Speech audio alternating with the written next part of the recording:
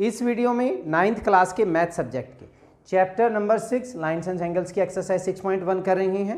हमारे सामने question number 4। Statement क्या है? इन फिगर इफ, ये हमें फिगर दिया हुआ है, if x plus y, angle x plus y is equal to w plus z, w plus z. यहाँ पर हमारे पास एक लाइन ये है, एक रे है, ये एक रे, यहाँ से चार एंगल बने हुए x y, इन दोनों का सम इन दोनों एंगल के सम के इक्वल है। Then prove that angle AOB, यहाँ पे O है, AOB is a line. Line कब होगी? AOB, this is AOB। यहाँ पे जितने भी एंगल्स हैं उनका सम अगर 180 होगा तो वो क्या हो जाएगी? एक लाइन हो जाएगी। तो मतलब हमने क्या प्रूव करना है कि x प्लस वाई क्या हो? 180, या फिर w प्लस जेड क्या हो? 180। ये हमने प्रूव करना है। देखिए सॉल्यूशन देखिए, हमें नहीं पता अभी AOB लाइन है या नहीं है, ठीक है, ये हमने प्रूव करना है। Given x plus y is equal to डब्ल्यू प्लस जेड। बट ये मुझे पता है कि यहाँ पे जो O है इसके चारों तरफ जितने भी एंगल्स होंगे उनका सम कितना होगा? 360 होगा, क्योंकि कंप्लीट एंगल है। As x plus y plus डब्ल्यू plus z is equal to 360 degree. क्यों? क्योंकि हमारे पास ये कंप्लीट एंगल, किसी एक पॉइंट के ऊपर कंप्लीट एंगल, चारों तरफ का सम जो होगा वो कितना होगा? 360 होगा।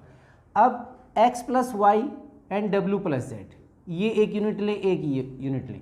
w प्लस जेड की जगह मैं x प्लस वाई पुट कर दूं तो x प्लस वाई प्लस, देखिए w प्लस जेड को हम क्या पुट कर सकते हैं? x plus y is equal to 360। अब x प्लस एक्स कितना हो जाएगा? 2x हो गया। y plus y 2y is equal to 360, 2 common हो गया। x plus y is equal to 360, 2 इधर जाके डिवाइड कर दीजिए। सो x प्लस वाई की वैल्यू हमारे पास कितनी होगी? 180। x plus y is 180, but these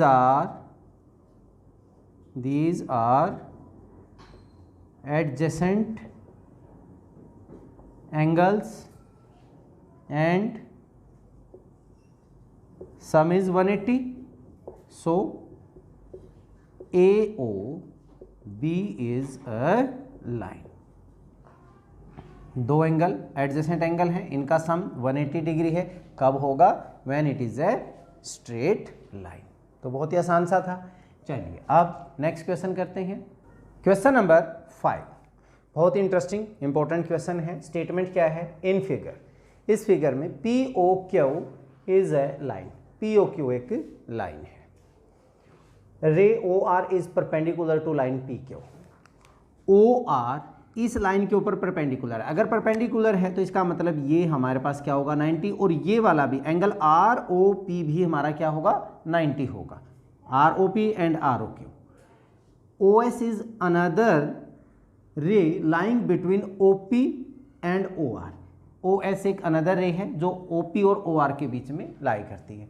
prove that angle ROS is equal to half of angle QOS, ये पूरा angle minus angle POS, this minus this का हाफ होगा एंगल ROS। लेट इसको हमने ROS की बजाय हम बार बार क्या लिख लें? इसको x ले लेते हैं, ठीक है। सॉल्यूशन देखें, बहुत ही आसान सा है। Let angle ROS is equal to, हमने क्या ले लिया? x ले लिया। Angle ROQ, angle ROQ and angle ROP दोनों हमारे पास क्या होंगे? 90 डिग्री। क्यों? क्योंकि उन्होंने दिया हुआ था OR is perpendicular to PQ। OR PQ के परपेंडिकुलर है, ये परपेंडिकुलर का निशान होता है। अब ध्यान दीजिए, मैं यहाँ पे ये दोनों एंगल ले लेता हूँ, इन दोनों एंगलों को QOS and POS। Now angle QOS, ध्यान दीजिए QOS ये होगा मेरा कौन कौन से दो एंगल से मिलके, इस वाले एंगल से और इस वाले एंगल से मिलके बना है, which is equal to angle R O Q plus angle R O S plus angle R O S. Q O R जो है दिस प्लस दिस से मिलके बना। एंगल आर ओ क्यू हमारा कितना है 90 डिग्री है, प्लस आर ओ एस को हमने क्या ले लिया x. This is equation 1 angle Q O S. ठीक है, अब ऐसे ही हम पी ओ एस और ले रहे हैं, also angle P O S. P O S को मैं कैसे ले सकता हूं, क्या ये 90 में से, ये टोटल हमारा 90 है, आर ओ पी हमारा 90 था, इस पूरे 90 में से अगर आप ये x माइनस कर दें तो क्या बचेगा, पी ओ एस ही बचेगा, which can be written as angle R O P minus angle R O S. R O S, R O P हमारा क्या है 90 डिग्री है, आर ओ एस क्या है x है। Let this is equation 2। ठीक है, अब from 1 and 2 this minus this, क्योंकि मुझे वहां पे यही वैल्यू चाहिए, so from 1 and 2 angle Q O S minus angle P O S, इसमें से मैंने ये माइनस कर दिया, तो यहाँ पे भी माइनस करेंगे हम 90 plus x minus 90 minus x, bracket में लिया क्योंकि बहुत सारे बच्चे सिर्फ इसी को माइनस कर देते हैं, ये भी माइनस एज इट इज रख देते हैं, गलती हो जाती है। Angle Q O S minus angle P O S 90 plus x minus 90 minus minus क्या हो गया प्लस का एक्स हो गया। अब 90 माइनस का है प्लस का कैंसिल हो गया, that is equal to 2x, x plus x है 2x। This is Q O S minus P O S. अब ये 2 इधर जाके क्या हो जाएगा, डिवाइड हो जाएगा, 2 डिवाइड हो जाएगा, दिस इज 1/2 ब्रैकेट में ले लेते हैं Q O S minus P O S which is equal to x. And what was x, x तो हमने एंगल आर ओ एस ही तो लिया था, यही हमने प्रूव करना था, हैंस प्रूव। ये चीज हमने प्रूव करनी थी कि angle R O S is equal to half of angle Q S minus P O S. बहुत ही इंटरेस्टिंग और बहुत ही आसान सा क्वेश्चन था। चलिए अब नेक्स्ट क्वेश्चन करते हैं, क्वेश्चन नंबर 6, एक्सरसाइज 6.1 का ये लास्ट क्वेश्चन है। स्टेटमेंट देखिए क्या है, it is given that X Y Z, angle X Y Z is equal to 64 and X Y is produce to point P, draw a figure from the given information. हमें एक angle दिया हुआ है,